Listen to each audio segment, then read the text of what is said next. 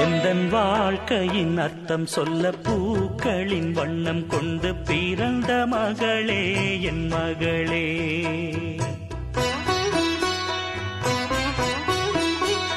நான் வாழ்ந்தது கொஞ்சம் அந்த வாசத்தில் வந்துதித்து உயிரில் கலந்தா என் உயிரே.